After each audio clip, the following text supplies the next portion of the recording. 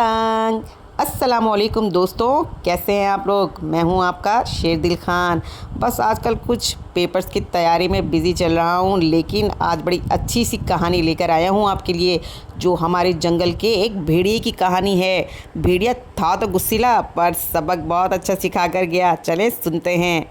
हमारे जंगल के करीब गांव में एक शरारती बच्चा था, जो कि वहां के लोगों की बकरियां और भेड़ें चराता था। वो रोज़ की अपनी रूटीन से इतना तंग था कि उसने सोचा कि कोई शरारत की जाए जिसमें कोई एडवेंचर हो।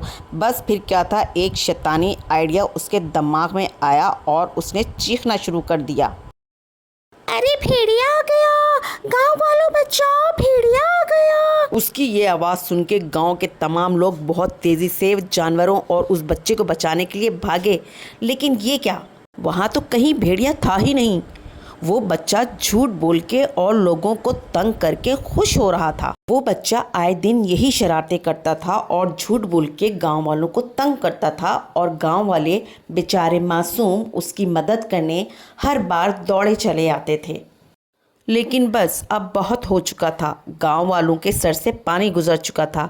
एक दिन उन्होंने जाके उस बच्चे से कहा, बेटा तुम्हारी झूठ बोलने की आदत बहुत बुरी है, कभी अगर सच में भी ऐसा हुआ तो कोई नहीं आएगा। लेकिन उस बच्चे ने उनका मजाक उड़ाया और कहा, अरे जाओ जाओ, बहुत आए मुझे नसीहत करने वाले, आ ही ना जाए भेड़िया, मैं तो यही करूँगा, जो करना है कर लो। गांव वाले मायूस होकर पलट गए, लेकिन हमारे जंगल के भेड़िए ने उसकी ये बात सुन ली और उसने कहा, मैं तो किसी को बिला वजह तंग नहीं करता, ये क्यों मेरा नाम लेके लोगों को तंग करता है, मैं इसे सबक सिखाऊंगा। ये सोचते ही भेड़िए ने बकरियों पर और भेड़ों पर हमला कर दिया। वो बच्चा डर के मारे चीखने लगा, बचाओ गाँव वालों, भेड़िया आ गया, मैं सच कह रहा हूँ, जल्दी आओ बचाओ। लेकिन कोई सुनने के लिए तैयार नहीं था।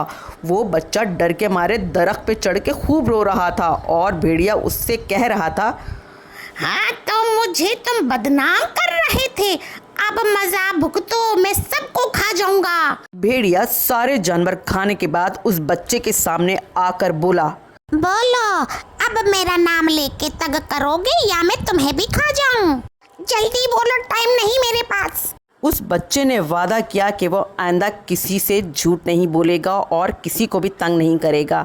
इस तरह उसकी जान बची। हाँ तो बच्चों, क्या सीखा इस कहानी से?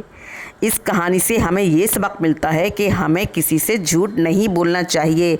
झूठ बोलना ना सिर्फ गुनाह है, बल्कि इससे लोग आप पर एतबार करना छोड़ देते हैं और आपके सच को भी झूठ मानते हैं। क्या समझे? मिलते हैं अगली बार एक नई कहानी के साथ। अल्लाह हाफ़िज़।